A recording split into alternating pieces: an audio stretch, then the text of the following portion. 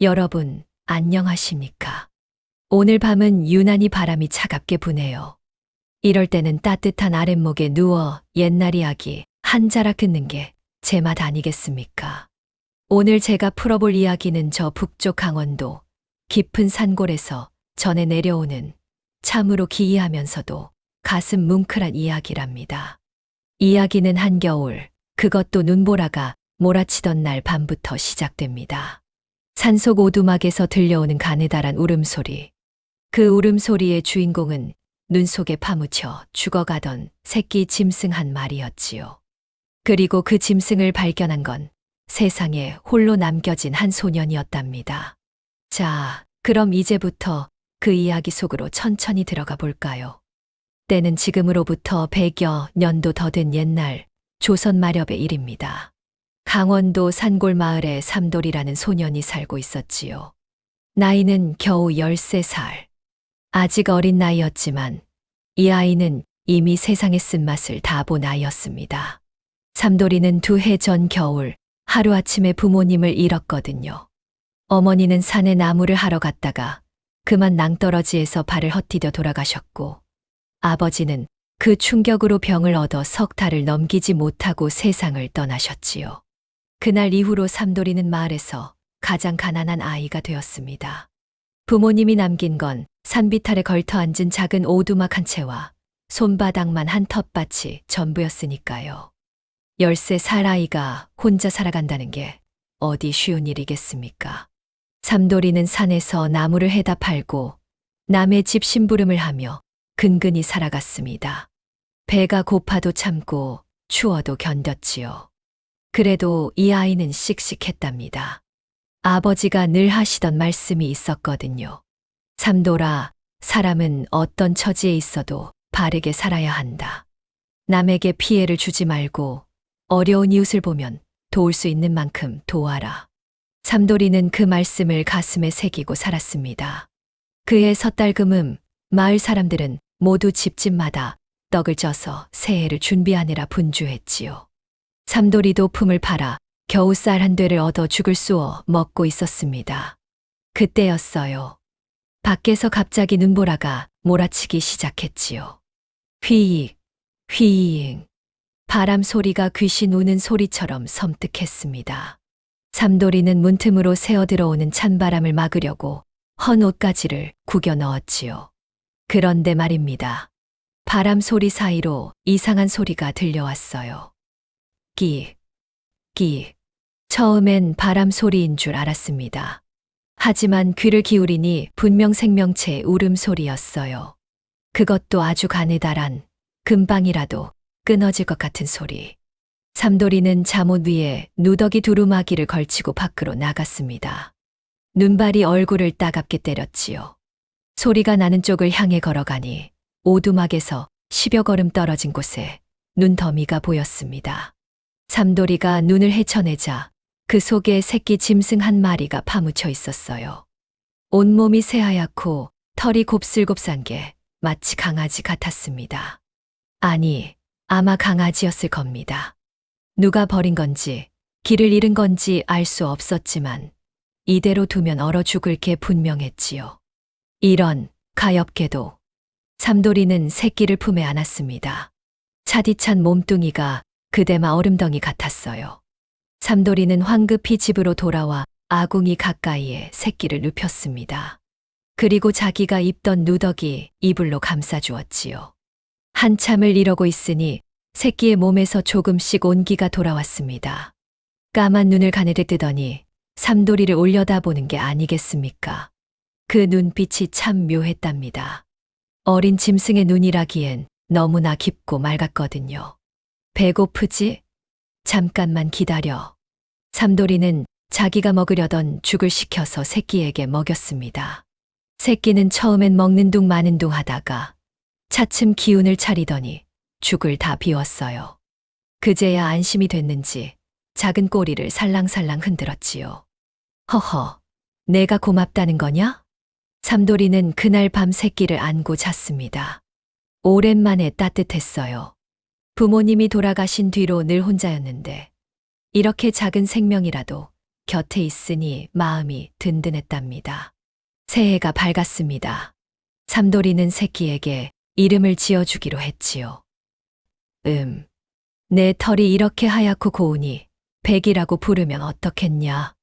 백이는 꼬리를 흔들며 대답했습니다.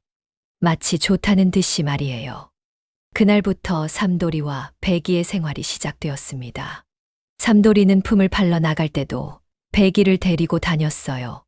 백이는 삼돌이를 한 걸음도 떨어지지 않고 따라다녔지요. 신기한 일도 있었습니다. 어느 날 삼돌이가 나무를 하다가 손을 베었거든요. 피가 제법 많이 났는데 백이가 다가와 그 상처를 핥아 주었어요. 삼돌이는 그저 백이가 위로하는 거라 생각했지요. 그런데 이게 웬일입니까? 다음 날 아침 손을 보니 상처가 거의 아물어 있는 게 아니겠습니까? 보통 열흘은 가야 나을 상처였는데 말입니다. 어라, 이게 내가 해준 거냐, 백이야. 백이는 그저 삼돌이를 올려다볼 뿐이었습니다. 하지만 그 맑은 눈빛 속에는 뭔가 신비로운 기운이 서려 있었지요. 삼돌이는 이 일을 깊이 생각하지 않았습니다.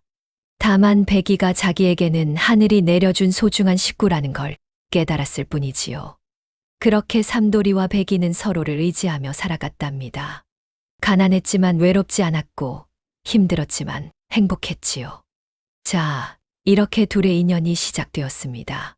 하지만 이 평화로운 나날이 언제까지 계속될 수 있었겠습니까? 세상에는 늘 시기와 질투가 있고 욕심 많은 사람들이 있는 법이니까요. 봄이 왔습니다. 산에는 진달래가 피고 개울물이 졸졸 흐르기 시작했지요. 백이도 제법 자랐어요. 삼돌이의 무릎까지 오던 녀석이 어느새 허리춤까지 올라왔답니다. 털도 더욱 하얗고 풍성해져서 햇빛을 받으면 은빛으로 반짝였지요. 삼돌이는 여전히 품팔이를 하며 살았습니다. 아침 일찍 일어나 나무를 하러 가면 백이가 늘 따라왔어요. 삼돌이가 도끼질을 하는 동안 백이는 근처를 어슬렁거리다가도 삼돌이가 쉴 때면 어김없이 곁으로 돌아왔지요. 백아, 너는 참 의젓하구나. 내가 힘들 때면 꼭 알아차리는 것 같아. 백이는 삼돌이의 손을 살짝 핥았습니다. 그 따뜻한 혀가 닿으면 이상하게 기운이 났어요. 피곤했던 몸이 한결 가벼워지는 것 같았지요. 하루는 삼돌이가 큰 나무를 베다가 그만 발목을 삐끗했습니다. 걷기도 힘들 정도로 아팠지요. 백이는 삼돌이 곁에 바짝 붙어서 몸을 내밀었어요. 마치 기대라는 듯이 말입니다. 고맙다, 백아. 내 덕분에 집까지 갈 수 있겠구나. 집에 돌아와서도 발목이 퉁퉁 부었습니다. 삼돌이는 찬물에 적신 헝겊을 올려놓고 누워 있었지요. 그때 백이가 다가와 그 부은 발목을 조심스럽게 핥기 시작했어요. 처음엔 간지러웠습니다. 하지만 신기하게도 백이가 핥은 부분부터 통증이 가라앉았어요. 이튿날 아침 발목은 거의 성한 것처럼 나아 있었답니다. 백아, 너 보통 개가 아니구나. 삼돌이는 그제야 깨달았습니다. 백이에게 뭔가 특별한 힘이 있다는 걸 말이에요. 하지만 두렵지는 않았어요. 오히려 고마웠지요. 이 세상에 자기를 이렇게 아껴주는 건 백이뿐이었으니까요. 그런데 문제가 생겼습니다. 백이가 자라면서 개와는 다른 모습이 조금씩 드러나기 시작한 거예요. 주둥이가 개보다 길었고 귀가 쫑긋했으며 무엇보다 눈빛이 남달랐지요. 마을 사람들이 하나둘씩 수군거리기 시작했답니다. 삼돌이가 키우는 게 개가 아니라 늑대 아니겠나? 늑대라니. 그럼 사람을 해칠 수도 있는 거 아닌가? 조심해야겠어. 애들한테 가까이 가지 말라고 일러야지. 마을 사람들은 백이를 보면 슬그머니 피했습니다. 어린아이들은 무서워서 울음을 터뜨리기도 했지요. 삼돌이는 가슴이 아팠어요. 백아, 미안하다. 내가 나쁜 짓을 한 것도 아닌데. 백이는 알아듣는다는 듯 삼돌이의 손등에 머리를 비볐습니다. 여름이 지나고 가을이 왔습니다. 어느 날 삼돌이가 밭에서 물을 뽑고 있는데 말 탄 사람들이 몰려왔어요. 앞장선 사람은 이 마을에서 제일 땅이 많다는 권진사였습니다. 권진사는 살이 축 처진 얼굴에 늘 인상을 쓰고 다니는 사람이었어요. 마을 사람들 대부분이 권진사네 땅을 빌려 농사를 짓느라 눈치를 보며 살았지요. 야, 거기 애송이. 내가 삼돌이라는 녀석이지? 예, 그렇습니다. 들으니까 내가 늑대 한 마리를 키운다면서. 그게 사실이냐? 삼돌이는 대답하기가 곤란했습니다. 백이는 늑대가 맞았으니까요. 하지만 백이는 누구도 해친 적이 없었어요. 예. 아니, 늑대가 아니라 개입니다. 이 녀석이 거짓말까지 하는구나. 온 마을이 다 아는데 발뺌을 하고 있어. 권진사의 목소리가 높아졌습니다. 당장 그놈을 없애버려. 만약 사람을 다치게 하기라도 하면 내가 책임질 수 있겠느냐? 백이는 착합니다. 절대 남을 해치지 않습니다. 닥쳐. 내 말이 듣기 싫으면 넌 이 마을에서 나가든지 해. 권진사는 채찍으로 삼돌이의 어깨를 후려쳤습니다. 삼돌이가 비틀거렸지요. 바로 그때였어요. 으르르르. 어디선가 낮은 으르렁거림이 들려왔습니다. 백이었어요. 백이는 이빨을 드러내고 권진사를 노려보고 있었답니다. 권진사의 말이 놀라 뒷걸음질을 쳤지요. 이놈, 감히 나를. 권진사는 겁에 질려 황급히 말을 돌렸습니다. 하인들도 허둥지둥 따라갔고요. 기억해둬라. 다음엔 가만 안 둔다.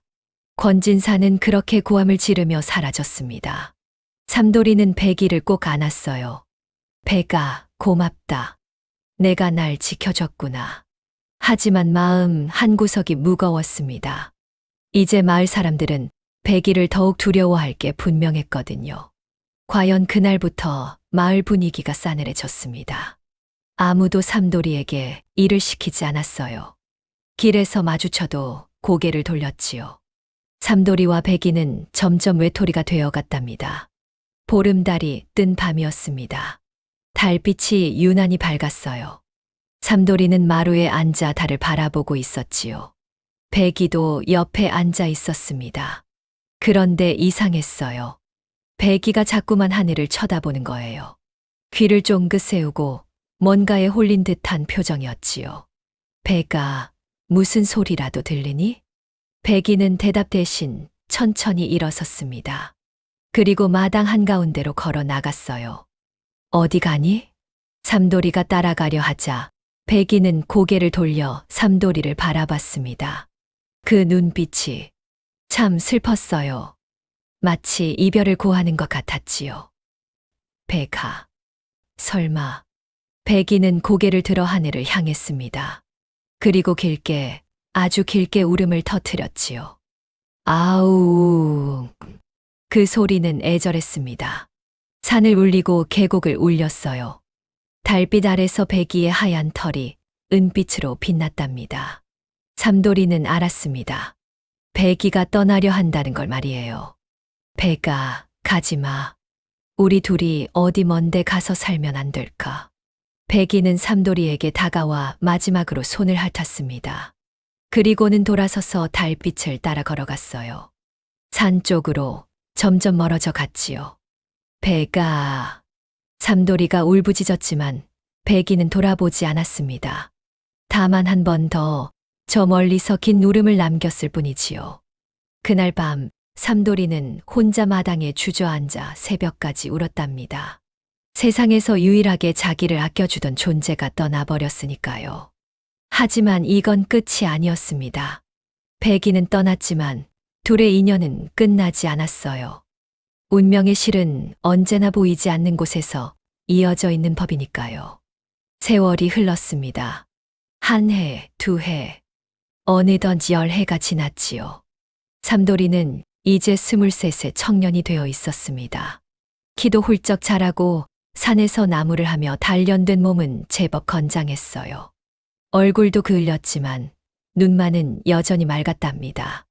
혼자 사는 건 여전했습니다. 권진사는 그 뒤로도 삼돌이를 괴롭혔거든요.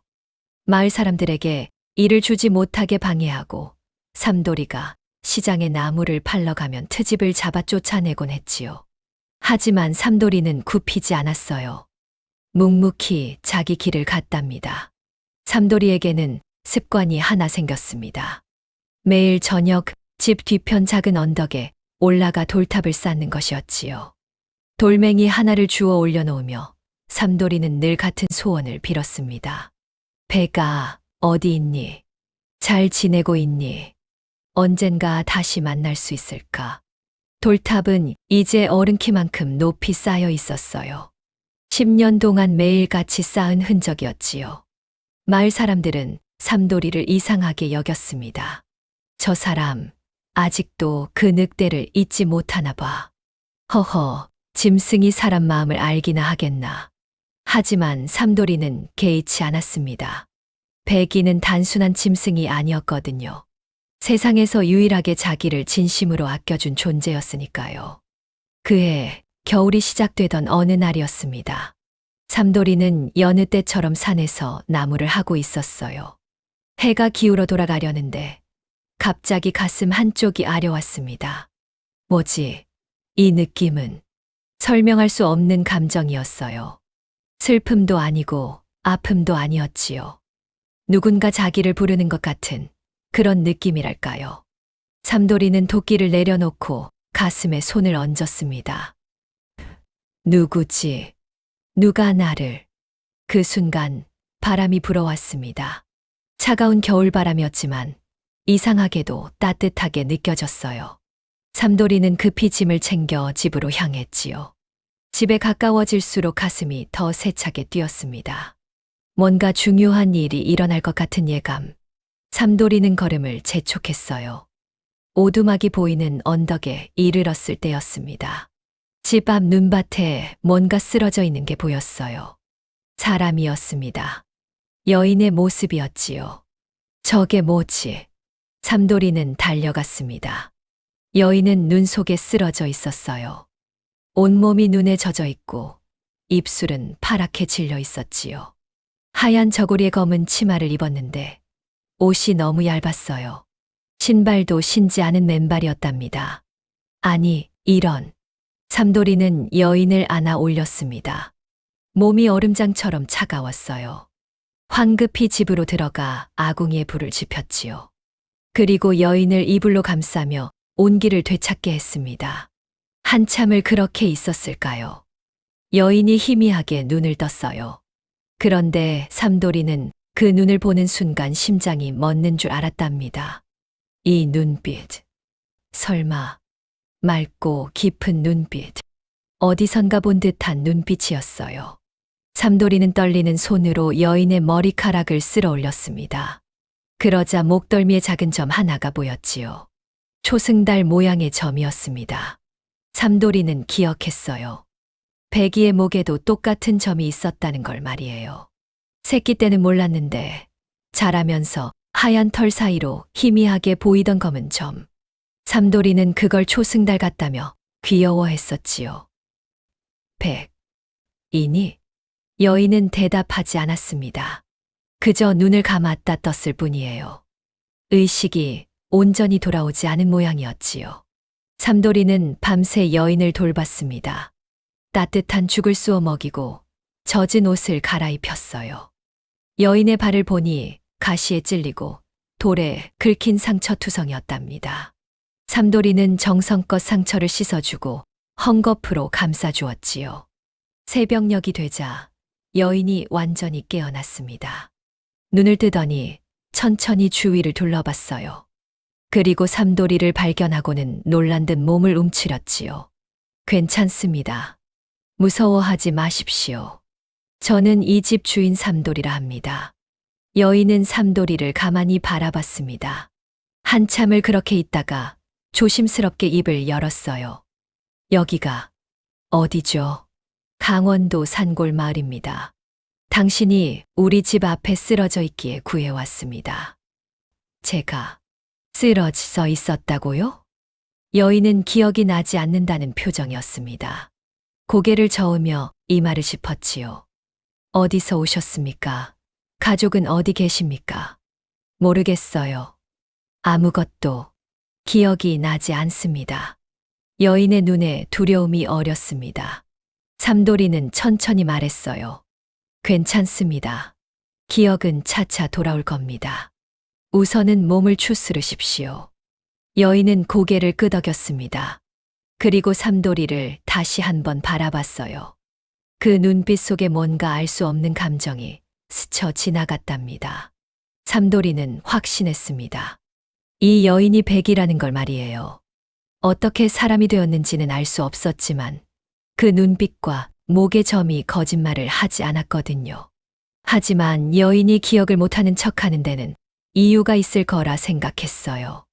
삼돌이는 아무 말도 하지 않기로 했답니다. 그저 곁에 있어 주기로 했지요. 성함이 어떻게 되십니까? 여인은 잠시 망설이더니 대답했습니다. 백설화라고 합니다. 백설화. 하얀 눈꽃이라는 뜻이었지요. 삼돌이는 미소를 지었어요. 좋은 이름입니다. 저는 삼돌이라 합니다. 이제부터 저를 그렇게 부르십시오. 네. 그날부터 백설화는 삼돌이의 집에 머물렀습니다. 처음엔 조심스러워하던 그녀도 시간이 지나면서 점점 마음을 열었어요. 삼돌이는 여전히 산에 나무를 하러 갔고 백설화는 집안일을 거들었지요. 밥을 짓고 빨래를 하고 텃밭을 돌봤어요. 둘은 말이 많지 않았지만 서로를 이해했답니다. 어느 날 저녁 삼돌이가 돌탑 쌓으러 가자 백설화가 따라왔습니다. 무엇을 하는 겁니까? 옛날에 소중한 친구가 있었습니다. 그 친구를 위해 매일 돌을 쌓고 있지요. 소중한 친구요? 네, 늑대였습니다. 백설화의 눈빛이 흔들렸어요. 삼돌이는 돌을 쌓으며 계속 말했지요. 백이라는 이름이었어요. 새하얗고 눈빛이 맑았지요. 저를 누구보다 잘 이해해 주었던 친구였습니다. 지금은 어디 있습니까? 떠났습니다. 10년 전에요. 하지만 저는 믿습니다. 언젠가 다시 만날 수 있을 거라고. 삼돌이는 돌을 올려놓으며 소원을 빌었어요. 배가 잘 지내고 있기를. 그리고 언젠가. 그때였습니다. 백설화의 손이 살그머니 삼돌이의 손을 덮었어요. 따뜻한 온기가 전해졌지요. 삼돌이는 고개를 돌려 백설화를 바라봤습니다. 백설화도 삼돌이를 보고 있었어요. 두 사람의 눈빛이 마주쳤답니다.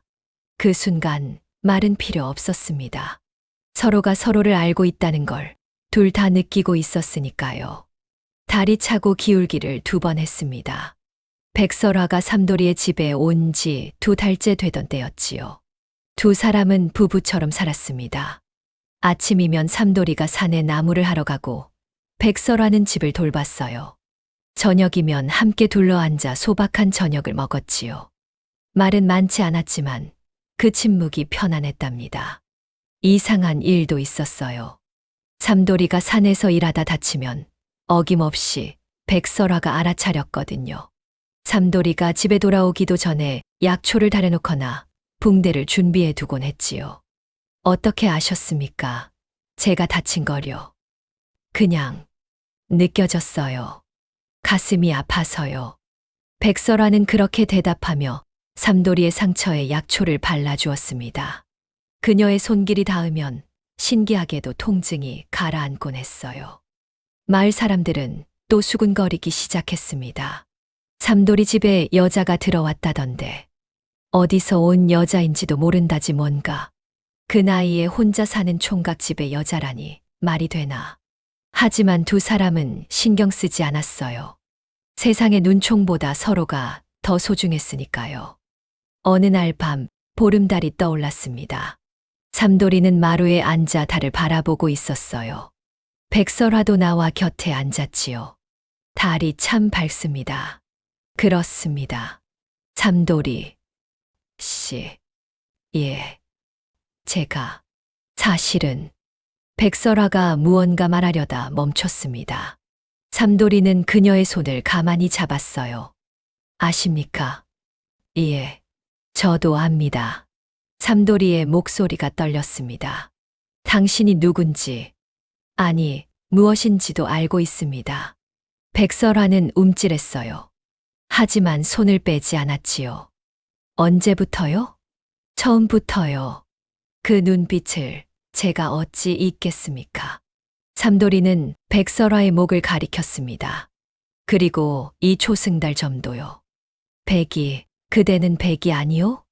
백설화의 눈에 눈물이 맺혔습니다. 그녀는 천천히 고개를 끄덕였어요. 미안해요. 속이려던 건 아니었어요. 다만, 괜찮습니다. 나도 아는 척하지 않았으니 우리 둘 다 같은 마음이었던 거지요. 삼돌이는 웃었습니다. 백설화도 눈물을 글썽이며 웃었어요. 어떻게 사람이 되었습니까? 10년 동안 산속 깊은 곳에서 수행했어요. 1000번의 보름달을 견디고 10,000번의 기도를 올렸지요. 그러자 하늘이 허락해 주었어요. 사람의 몸을 얻게 된 거예요. 왜 그런 힘든 일을 하셨소? 백설화는 삼돌이의 눈을 똑바로 바라봤습니다. 당신을 만나고 싶었어요. 사람으로서 당신 곁에 있고 싶었어요. 삼돌이의 가슴이 뜨거워졌습니다. 10년을 기다린 보람이 있었지요. 하지만 한 가지 말해둘 게 있어요. 백설화의 표정이 어두워졌습니다. 저는 완전한 사람이 아니에요. 한 가지 금기가 있지요. 만약 제 본 모습을 드러내면 다시는 사람으로 돌아올 수 없어요. 그런 본 모습을 드러내지 않으면 되지 않습니까? 만약 당신이 위험에 처하면 저는 참지 못할 거예요. 삼돌이는 백설화의 두 손을 꼭 잡았습니다. 괜찮습니다. 나는 이미 충분히 행복하오. 당신이 돌아온 것만으로도 말이오. 하지만 백이, 아니 설화. 우리 함께 살아갑시다. 어떤 모습이든 상관없소. 백설화는 더 이상 참지 못하고 삼돌이의 품에 안겼습니다. 두 사람은 한참을 그렇게 안고 있었지요. 며칠 뒤 삼돌이가 물었습니다. 설화, 나와 혼인하겠소? 백설화는 놀라 고개를 들었어요. 혼인이요. 마을 사람들이 뭐라 하든 관례가 어떻든 상관없소. 우리 둘만의 혼례를 올립시다. 하지만 저는 늑대였다고요. 그게 뭐가 대수요. 나에겐 당신이 누구보다 귀한 사람이요. 백설화의 눈에서 눈물이 흘러내렸습니다. 기쁨의 눈물이었지요. 네, 좋아요. 다음 날 두 사람은 산으로 올라갔습니다. 삼돌이가 10년간 쌓아올린 돌탑이 서 있는 곳이었어요. 삼돌이는 새 옷을 장만했습니다. 자기 것은 낡았지만 깨끗이 빨았고 백설화를 위해서는 장에서 긴 저고리와 붉은 치마를 샀지요. 돈이 없어 장신구는 사지 못했지만 산에서 꺾어온 들국화로 머리를 꾸며 주었답니다. 해질 무렵 두 사람은 돌탑 앞에 섰습니다. 주례도 없고 하객도 없었어요. 다만 저녁놀이 하늘을 붉게 물들이고 산바람이 축복처럼 불어왔지요. 삼돌이가 하늘을 향해 절을 올렸습니다. 백설화도 따라 절했어요. 하늘이시여 땅이시여, 오늘 저희 두 사람이 부부의 인연을 맺고자 하옵니다. 삼돌이의 목소리가 산을 울렸습니다. 이 사람은 늑대였으나 제게는 세상 누구보다 소중한 사람입니다. 이제 저희는 서로를 의지하고 아끼며 한평생을 함께 살아가겠습니다. 백설화도 말했어요. 하늘이시여, 저는 비록 온전한 사람은 아니지만 이 사람을 진심으로 사랑합니다. 남은 생을 이 사람 곁에서 이 사람을 위해 살겠습니다. 두 사람은 마주보고 절을 올렸습니다. 그리고 손을 맞잡았지요. 그 순간이었습니다. 하늘에서 따뜻한 바람이 불어왔어요. 들국화 꽃잎이 흩날리며 두 사람을 감쌌답니다. 마치 하늘이 축복을 내리는 것 같았지요. 설화, 예, 삼돌이, 행복합시다. 네, 꼭요. 두 사람은 해가 질 때까지 그 자리에 서 있었습니다. 세상이 뭐라 하든 이 순간만큼은 온전히 그들만의 것이었어요.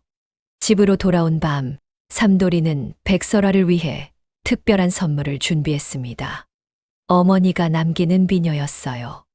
유일하게 남은 갑오였지요. 이건 어머니가 아버지께 받으신 거요.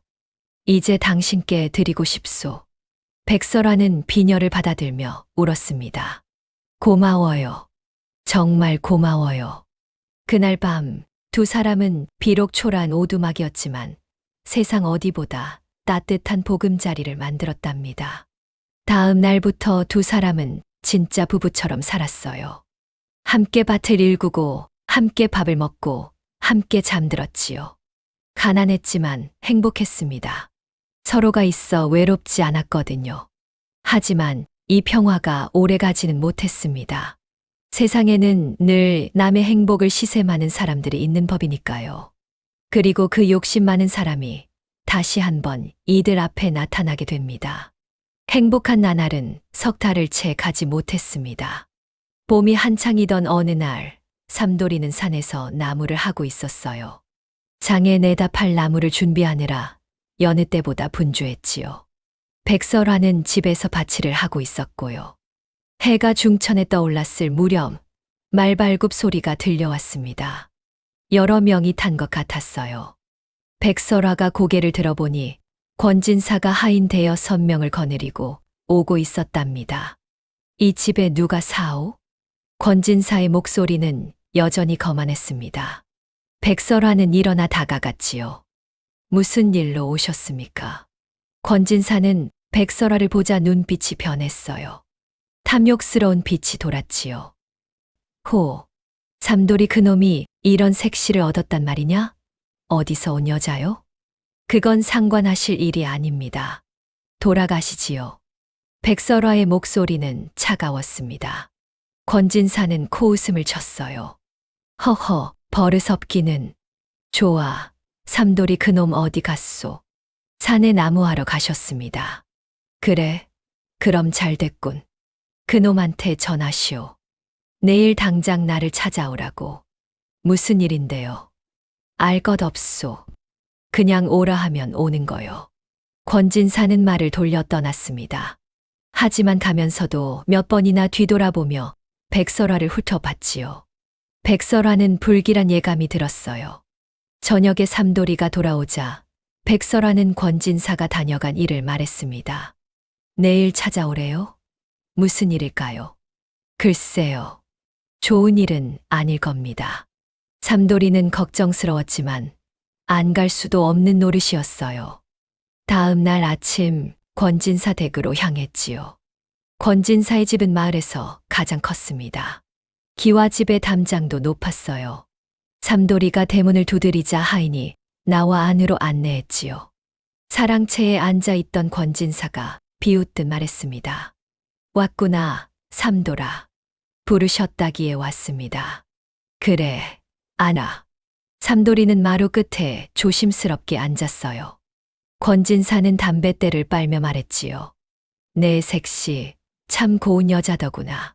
삼돌이의 얼굴이 굳어졌습니다. 그래서요? 내가 한 가지 제안을 하지. 내 색시를 나한테 넘겨라. 그럼 내가 너를 이 댁머슴으로 써주마. 뭐라 하셨습니까? 들리지 않았나? 내 여자를 나한테 주라는 거야. 그럼 내가 먹고 사는 건 내가 보장해주지. 삼돌이는 벌떡 일어섰습니다. 말도 안 되는 소리입니다. 저는 돌아가겠습니다. 잠깐. 권진사의 목소리가 차갑게 변했어요. 거절하면 어떻게 될지 알고 있겠지. 협박하시는 겁니까? 협박. 아니지. 사실을 말하는 거야. 너 관청 산삼 훔친 거 알고 있다. 예, 무슨 헛소리입니까? 헛소리, 증인도 있고 증거도 있어. 내가 보름 전 관청산에 들어가는 걸 봤다는 사람이 셋이나 되거든. 삼돌이는 기가 막혔습니다. 보름 전엔 평소처럼 마을 뒷산에서 나무만 했었거든요. 거짓말입니다. 저는 관청산에 간 적도 없고. 누가 믿겠나? 마을 사람들이 내 말을 믿을까? 내 말을 믿을까? 권진사는 담뱃대를 툭 털었습니다. 하루만 생각해봐라. 내일 이 시각까지 대답을 가지고 와. 만약 거절하면 관가에 고발하겠다. 삼돌이는 주먹을 불끈 쥐었지만 어쩔 도리가 없었어요. 집으로 돌아가는 발걸음이 무거웠답니다. 집에 도착하자 백설아가 마당으로 뛰어나왔습니다. 어서 오세요. 무슨 일이었어요? 삼돌이는 한참을 말하지 못했어요. 백설아는 알아챘지요. 그 사람이 뭐라 했나요? 삼돌이는 모든 걸 이야기했습니다. 백설아의 얼굴이 창백해졌어요. 제 때문에. 미안해요. 아닙니다. 당신 잘못이 아니요. 하지만 괜찮소. 방법을 찾아볼 겁니다. 하지만 방법은 없었습니다. 그날 밤 삼돌이는 잠을 이루지 못했어요. 백설아도 마찬가지였지요. 다음 날 아침 삼돌이가 일어나 보니 백설아가 보이지 않았습니다. 밖으로 나가니 백설아가 마당에서 하늘을 바라보고 있었어요. 설화. 삼돌이, 제가 가겠어요. 무슨 소리를. 이렇게 하는 수밖에 없어요. 당신이 옥에 갇히는 건 못 봐요. 삼돌이는 백설아의 어깨를 잡았습니다. 안 됩니다. 그럴 수는 없소. 하지만 그때였습니다. 관가 사람들이 들이닥쳤어요. 앞장선 건 포졸 2명이었지요. 삼돌이가 누구냐? 저입니다만 관청 산삼을 훔친 혐의로 체포한다. 순순히 따라오라. 잠깐만요. 저는 아무것도. 변명은 관가에 가서 해라. 포졸들은 삼돌이의 팔을 붙잡았습니다. 백설아가 달려들었어요. 놔주세요. 이 사람은 아무 죄도 없어요. 비켜라. 방해하면 너도 끌고 간다. 포졸이 백설아를 밀쳤습니다. 백설아는 땅바닥에 넘어졌지요. 삼돌이가 소리쳤어요. 설화, 괜찮소. 삼돌이는 끌려갔습니다. 백설아는 주저앉아 울었어요. 삼돌이는 읍내 감옥에 갇혔습니다. 좁고 어두운 방이었어요. 창살 너머로 하늘만 조금 보였지요. 며칠이 지났습니다. 백설아는 매일 감옥을 찾아왔어요. 하지만 면회는 허락되지 않았답니다. 다만 창살 너머로 서로의 얼굴만 볼 수 있었지요. 삼돌이 견딜만해요? 괜찮소. 당신은 집에 가서 쉬시오. 어떻게 쉬어요?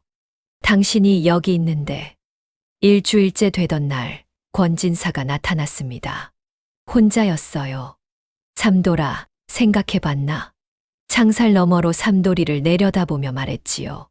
죽기 싫으면 내 색시를 넘겨라. 그럼 혐의를 취하해주마. 절대 안 됩니다. 허허, 고집이 대단하구나. 좋아. 그럼 너는 유배를 가든지 곤장을 맞든지 해라. 권진사가 돌아선 순간 밖에서 목소리가 들렸습니다. 잠깐만요. 백설아였습니다. 권진사는 빙그레 웃었어요. 오, 마침 잘 왔군. 제가 가겠어요. 대신 삼돌이를 풀어주세요. 설화, 안 돼. 삼돌이가 창살을 붙잡고 소리쳤지만 백설아는 고개를 저었어요. 이 방법밖에 없어요. 권진사는 만족스러운 표정을 지었습니다. 현명한 선택이야. 좋아. 오늘 밤 내 집으로 와. 그럼 내일 아침 삼돌이를 풀어주지. 백설아는 고개를 끄덕였습니다. 권진사는 흐뭇해하며 떠났지요. 설화, 가지 마시오.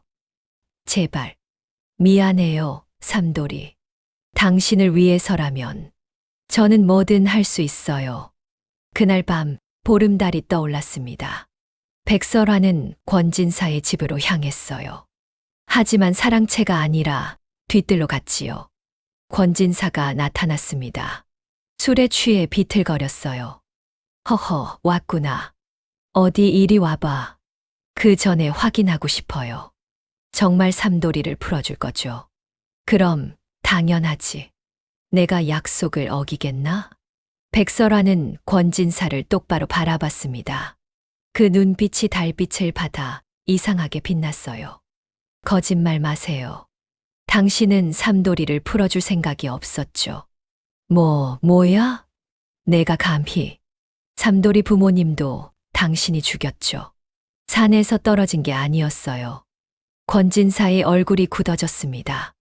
내가 어떻게? 모든 걸 알고 있어요. 당신은 땅을 빼앗으려고 삼돌이 부모님을 죽였어요. 백설화의 목소리가 낮게 깔렸습니다. 그 순간 하늘의 보름달이 더욱 밝게 빛났어요. 백설화의 몸에서 빛이 나기 시작했습니다. 하얀 빛이었지요. 권진사는 뒷걸음질 쳤어요. 너, 뭐야? 이제 알았어요? 저는 사람이 아니에요. 백설화의 몸이 변하기 시작했습니다. 하얗고 긴 털이 돋아나고 몸이 커졌어요. 순식간에 커다란 백랑이 나타났답니다. 으아아. 권진사의 비명이 밤하늘을 찢었습니다. 권진사의 비명은 마을 전체를 뒤흔들었습니다. 사람들이 하나둘씩 달려왔어요. 횃불을 든 마을 사람들이 권진사 댁 뒤뜰로 몰려들었지요. 그들이 본 것은 믿기 힘든 광경이었습니다. 커다란 백랑 한 마리가 보름달 아래 서 있었고 권진사는 땅바닥에 주저앉아 벌벌 떨고 있었어요. 저게 뭐야? 늑대다. 하얀 늑대가 나타났어. 사람들이 겁에 질려 소리쳤습니다. 권진사는 기회를 놓치지 않았어요. 저놈이 날 죽이려 했어. 어서 저놈을 잡아라. 하지만 아무도 움직이지 못했습니다. 백랑의 위험이 너무나 대단했거든요. 하얀 털이 달빛을 받아 은빛으로 빛났고 맑은 눈빛은 사람들을 꿰뚫어 보는 듯했지요. 권진사는 비틀거리며 일어나 소리쳤어요. 어서 무당을 불러오지 못해. 마을에는 점을 잘 보기로 소문난 무당이 한 명 있었습니다. 얼마 지나지 않아 굿복을 입은 무당이 달려왔어요. 징과 방울을 들고 말이지요. 저 요물을 쫓아내 주시오. 무당은 백랑을 보더니 고개를 끄덕였습니다. 그리고는 징을 치며 주문을 외우기 시작했지요. 천지신명이시여, 이 못된 짐승을 물리쳐 주소서. 무당이 붉은 부적을 공중에 뿌렸습니다.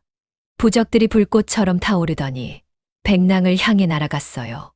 백랑은 피하려 했지만 부적들이 사방에서 달려들었지요. 부적이 백랑의 몸에 달라붙자 백랑이 신음을 냈습니다. 몸에서 연기가 피어올랐어요. 무당의 주술이 효과를 보고 있었지요. 더 강하게. 권진사가 소리쳤습니다. 무당은 더 많은 부적을 태우며 결계를 만들었어요. 백랑은 그 안에 갇혀 움직이지 못했답니다. 마을 사람들도 용기를 냈습니다. 누군가 돌을 주워 백랑에게 던졌어요. 저놈을 죽여라. 요물을 물리쳐야 해. 돌들이 날아왔습니다. 백랑은 피할 수 없었어요. 무당의 결계가 움직임을 막고 있었거든요. 바로 그때였습니다. 멈춰. 누군가의 외침이 들려왔어요. 사람들이 돌아보니 삼돌이가 달려오고 있었답니다. 옥에 갇혀있던 삼돌이는 이상한 일을 겪었었지요. 저녁 무렵부터 가슴이 찢어지듯 아팠거든요. 숨을 쉴 수가 없을 정도였어요. 그리고 귓가에 희미한 울음소리가 들렸답니다. 백설화의 목소리 같았지요. 백이가 위험해. 삼돌이는 알았습니다. 백설화에게 무슨 일이 생겼다는 걸 말이에요. 창살을 붙잡고 힘껏 흔들었어요. 낡은 나무 창살이 삐걱거렸지요. 이런. 제발. 필사적으로 흔들자 창살 하나가 부러졌습니다. 삼돌이는 그 틈으로 몸을 빼냈어요. 감옥을 지키던 사람도 없었지요. 모두 권진사 댁으로 달려간 모양이었어요. 삼돌이는 맨발로 달렸습니다. 가시에 찔리고 돌에 걸려 넘어져도 일어나 또 달렸지요. 권진사 댁에 도착했을 때는 온몸이 상처투성이었답니다. 그만하시오. 삼돌이가 사람들 사이를 뚫고 나갔습니다. 그리고 백랑 앞에 섰어요. 날아오는 돌을 온몸으로 막아섰지요. 삼돌이 비켜. 저놈은 요물이야. 요물이 아닙니다. 이분은 제 아내입니다. 사람들이 웅성거렸어요. 아내라니 무슨 소리야. 미쳤나? 저게 어떻게 사람이란 말이냐? 삼돌이는 백랑을 뒤돌아봤습니다. 백랑의 눈에서 눈물이 흘러내리고 있었어요. 삼돌이는 그 눈물을 닦아주었지요. 괜찮소, 백이. 이제 괜찮소. 백랑이 작게 울음을 냈습니다. 슬픈 울음이었어요. 저리 비켜. 옥에서 도망친 죄인 주제에. 권진사가 소리쳤습니다. 하인들이 삼돌이를 끌어내려 했지요. 삼돌이는 백랑을 꼭 껴안았어요. 안 됩니다. 이분을 해치려거든 저를 먼저 죽이시오.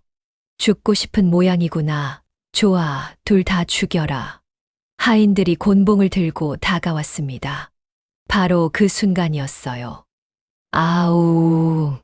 저 멀리 산에서 울음소리가 들려왔습니다. 늑대의 울음이었지요. 하나가 아니었어요. 여러 마리의 울음이 하나로 어우러져 밤하늘을 울렸답니다. 사람들이 산 쪽을 바라봤습니다. 달빛 아래 산등성이에 늑대 무리가 나타났어요. 은빛 털을 가진 늑대들이 일렬로 서 있었지요. 저게 뭐야? 늑대들이 산을 내려오기 시작했습니다. 천천히 위험 있게 걸어 내려왔어요. 사람들은 겁에 질려 뒷걸음질 쳤지요. 늑대 무리는 백랑과 삼돌이를 둘러쌌습니다. 하지만 공격하지 않았어요. 다만 그곳에 서서 동료를 지키려는 듯 사람들을 노려볼 뿐이었지요. 무당이 부적을 더 태우려 했지만 소용없었습니다. 늑대들의 기운이 너무 강했거든요. 결계가 흔들리더니 산산이 부서졌어요. 백랑이 자유로워졌습니다. 백랑은 삼돌이를 가만히 바라봤어요. 그리고는 천천히 몸을 일으켰지요. 삼돌이의 눈물이 백랑의 몸에 떨어졌습니다. 그 눈물이 닿은 곳에서 빛이 퍼져나갔어요. 백랑의 이마에서 구슬 하나가 나타났답니다. 푸른 빛을 띤 영롱한 구슬이었지요. 저게 영물 구슬이다. 무당이 놀라 소리쳤습니다. 백랑은 구슬을 공중에 띄웠어요. 구슬이 빛을 내며 회전하기 시작했지요. 그 빛이 권진사를 비췄답니다. 으악, 뭐야? 권진사가 소리를 질렀습니다. 그의 주위에 환영들이 나타나기 시작했어요. 지난날의 모습들이었지요. 환영 속에서 권진사가 보였습니다. 산에서 삼돌이의 어머니를 밀쳐내는 모습이었어요.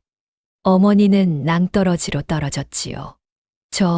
저건 사람들이 숨을 죽였습니다. 또 다른 환영이 나타났어요. 권진사가 삼돌이의 아버지가 먹는 약에 무언가를 타는 모습이었답니다. 독이었지요. 아니야, 거짓말이야. 권진사가 부인했지만 환영은 계속 이어졌습니다. 권진사가 마을 사람들의 땅 문서를 불태우는 모습, 거짓 증인을 매수하는 모습, 온갖 악행들이 드러났어요. 마을 사람들의 얼굴이 굳어졌습니다. 저 사람이 그런 짓을 했단 말인가. 삼돌이 부모님을 죽인 게 저 사람이었어. 권진사는 뒷걸음질 치다가 우물 쪽으로 갔습니다. 그 우물은 권진사가 직접 독을 탄 우물이었어요. 마을 사람들이 마시지 못하게 하려고 말이지요. 가까이 오지 마. 오지 말라고. 권진사는 우물 난간에 걸터 앉았습니다. 그리고 균형을 잃었어요. 으아아. 첨벙. 권진사는 자신이 독을 탄 우물에 빠져버렸답니다. 사람들이 달려가 들여다봤지만 이미 늦었어요. 권진사는 떠오르지 않았지요. 잠시 정적이 흘렀습니다. 그리고 마을 사람들이 하나둘씩 삼돌이를 향해 고개를 숙이기 시작했어요. 미안하오, 삼돌이. 우리가 잘못 알았소. 그대 부모님의 원수를 갚았구려. 삼돌이는 대답하지 않았습니다. 다만 백랑을 안아줄 뿐이었지요. 백랑은 삼돌이의 품에서 조용히 숨을 몰아쉬었답니다. 늑대 무리는 백랑을 향해 한 번 울음을 터뜨렸습니다. 작별의 인사였어요. 그리고는 달빛을 따라 산으로 돌아갔지요. 의리를 저버리지 않는 것이 늑대의 본성이었습니다. 동료가 위험에 처하면 달려와 지키는 것. 그것이 백랑 무리가 보여준 가르침이었답니다. 그날 밤의 일은 마을에 오래도록 전설로 남았습니다. 하지만 삼돌이에게 그날 밤은 또 다른 이별의 시작이었지요. 권진사가 죽고 마을 사람들이 모두 돌아간 뒤였어요. 삼돌이와 백랑은 집으로 돌아왔답니다. 백랑은 여전히 늑대의 모습이었지요. 마당에 달빛이 가득했습니다. 백랑은 삼돌이를 바라보며 천천히 다가왔어요. 그리고 마지막으로 삼돌이의 손을 핥았지요. 백이, 다시 사람으로 돌아올 수 있지? 백랑은 고개를 저었습니다. 눈빛이 말해주고 있었어요. 금기를 깬 이상 다시는 사람이 될 수 없다는 걸 말이지요. 그럼 이대로 함께 살면 안 될까? 내가 늑대여도 상관없어. 백랑은 또 고개를 저었어요. 이번엔 하늘을 올려다봤답니다. 영물의 세계로 돌아가야 한다는 뜻이었지요. 삼돌이의 눈에서 눈물이 흘러내렸습니다. 그럼 나도 데려가줘. 어디든 함께 가고 싶어. 백랑은 부드럽게 삼돌이를 밀어냈어요. 안 된다는 뜻이었지요. 삼돌이는 사람의 세상에서 사람으로 살아야 했어요. 백랑의 이마에서 다시 구슬이 나타났습니다. 푸른 빛이 감도는 아름다운 구슬이었어요. 영물이 수백 년을 살며 쌓아온 모든 힘이 담긴 보물이었지요. 백랑은 그 구슬을 삼돌이의 손에 올려놓았습니다. 따뜻한 온기가 전해졌어요. 이건 내 목숨이나 다름없는 건데. 백랑은 삼돌이의 뺨을 혀로 핥아 주었습니다. 마치 미소 짓는 것 같았어요. 그리고는 천천히 뒷걸음질 쳤지요. 가지 마. 제발. 삼돌이가 손을 뻗었지만 백랑은 멀어져만 갔습니다. 달빛을 따라 걸어가더니 안개처럼 흐려지기 시작했어요. 그리고 완전히 사라졌답니다. 백이. 삼돌이의 외침만이 적막한 밤을 채웠습니다. 이튿날 아침 삼돌이는 손 안에 구슬을 물끄러미 바라봤어요.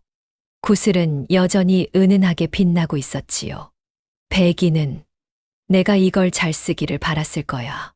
삼돌이는 생각했습니다. 백이가 왜 이 소중한 구슬을 자기에게 줬는지 말이에요.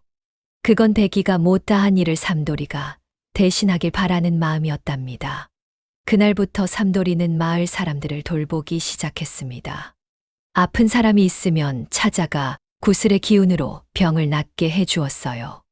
구슬을 상처 부위에 가까이 대면 백이가 그랬듯 상처가 아물었지요.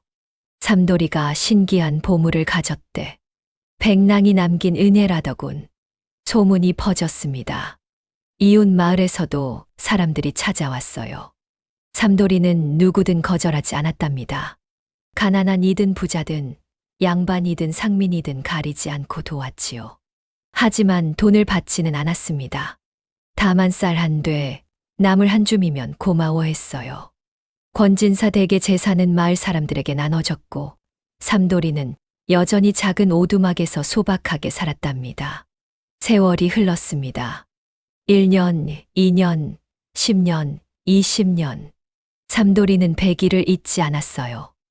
여전히 매일 돌탑 앞에 가서 돌 하나를 올려놓았지요. 이제 돌탑은 두 사람 키를 합친 것보다 높았답니다. 백아, 오늘도 다녀간다. 잘 지내고 있지? 삼돌이는 늘 같은 말을 했어요. 그리고 구슬을 꺼내 햇빛에 비춰봤지요. 구슬은 여전히 빛났답니다. 봄이 오고 여름이 가고 가을이 지나고 겨울이 왔어요. 그렇게 40년이 흘렀습니다. 삼돌이는 이제 60을 훌쩍 넘긴 노인이 되었어요. 허리는 굽고 머리는 희끗희끗했지요. 하지만 눈만은 여전히 맑았답니다. 어느 겨울날이었습니다. 삼돌이는 몸이 유난히 무거웠어요. 돌탑에 가려다가 그만 마당에서 주저앉고 말았지요. 아, 이제 때가 된 모양이구나. 삼돌이는 알았습니다. 자기에게 남은 시간이 얼마 없다는 걸 말이에요. 마을 사람들이 달려왔어요. 삼돌이를 방으로 옮기고 이불을 덮어주었지요. 촌장이 걱정스러운 얼굴로 물었답니다. 삼돌이 어르신, 불러올 사람이 있습니까? 아니, 괜찮네. 유언이라도 남기시지요. 유언이라, 별게 있나. 그저 이 구슬을 다음에 필요한 사람에게 주게나. 삼돌이는 구슬을 꺼내 촌장에게 건넸습니다. 촌장은 조심스럽게 받았어요. 명심하겠습니다. 밤이 깊어갔습니다. 사람들도 하나둘 돌아갔지요. 삼돌이는 혼자 천장을 바라봤어요. 백이, 이제 곧 만날 수 있겠지. 그렇게 생각하니 마음이 편안해졌습니다. 두렵지 않았어요. 오히려 기대가 되었답니다. 문득 밖에서 소리가 들렸습니다. 발자국 소리였어요. 누군가 마당으로 들어오는 것 같았지요. 누구신가? 삼돌이가 힘겹게 물었습니다. 문이 열렸어요. 달빛이 방 안으로 쏟아져 들어왔답니다. 그 빛 속에 한 여인이 서 있었습니다. 하얀 저고리에 붉은 치마를 입은 젊고 아름다운 여인이었어요. 목에는 초승달 모양의 점이 있었지요. 설화. 예, 저예요. 삼돌이. 여인은 환하게 웃으며 다가왔습니다. 삼돌이는 눈물을 흘렸어요. 정말, 당신이요, 꿈이 아니고? 꿈이 아니에요. 당신을 마중 나왔어요. 백설화는 삼돌이의 손을 잡았습니다. 따뜻한 온기가 전해졌어요. 당신은 변하지 않았구려. 당신도 곧 그렇게 될 거예요. 백설화가 삼돌이를 일으켜 세웠습니다. 신기하게도 힘이 솟아났어요. 삼돌이는 자기 손을 내려다 봤답니다. 주름진 손이 다시 젊어지고 있었어요. 허리도 펴졌고 온몸에 힘이 돌았지요. 삼돌이는 다시 23세 청년이 되어 있었답니다. 이게 어떻게 이제 우리 함께 갈 수 있어요. 영원히요. 백설화가 손을 내밀었습니다. 삼돌이는 그 손을 꼭 잡았어요. 두 사람은 문을 나섰습니다. 마당에는 하얀 눈이 소복이 내려앉아 있었어요. 하늘에는 보름달이 밝게 떠 있었지요. 저 멀리 산 너머에서 빛이 보였습니다. 따뜻하고 환한 빛이었어요. 두 사람은 그 빛을 향해 걸어갔답니다. 걸음을 옮길 때마다 눈 위에 발자국이 남았습니다. 처음에는 사람의 발자국이었다가 점점 희미해지더니 사라졌지요. 두 사람은 빛 속으로 사라졌답니다. 이튿날 아침 마을 사람들이 삼돌이의 방을 찾았을 때 그는 평화로운 얼굴로 눈을 감고 있었어요. 마치 편안히 잠든 것 같았지요. 그리고 이상한 일이 있었답니다. 마당에는 눈 위에 발자국 두 쌍이 나 있었어요. 집에서 시작해 산 쪽으로 이어지다가 어느 순간 사라져 있었지요. 마치 하늘로 올라간 것처럼 말입니다. 사람들은 고개를 끄덕였어요. 백랑이 마중 나온 개로구나. 둘이 함께 떠났네. 의리 깊은 사람과 영물의 사랑이었어. 삼돌이의 돌탑은 지금도 그 자리에 서 있다고 합니다. 마을 사람들은 그 탑을 백랑의 탑이라 부르며 소중히 지키고 있지요. 그리고 사랑하는 사람과 영원히 함께하고 싶은 이들은 그곳에 가서 돌 하나를 올려놓고 소원을 빈답니다. 자, 이렇게 삼돌이와 백이의 이야기가 끝이 났습니다. 의리는 사람만의 것이 아니라는 것, 진심은 모습을 가리지 않는다는 것, 그리고 진정한 사랑은 죽음도 갈라놓을 수 없다는 걸 알려주는 이야기였지요. 오늘 밤 이야기는 여기까지입니다. 이제 편안히 눈을 감으시고 좋은 꿈 꾸시길 바랍니다. 추운 겨울밤이지만 따뜻한 이불 속에서 마음만은 포근하기를 바라며 내일 아침에는 상쾌하게 일어나시길 기원합니다. 안녕히 주무십시오.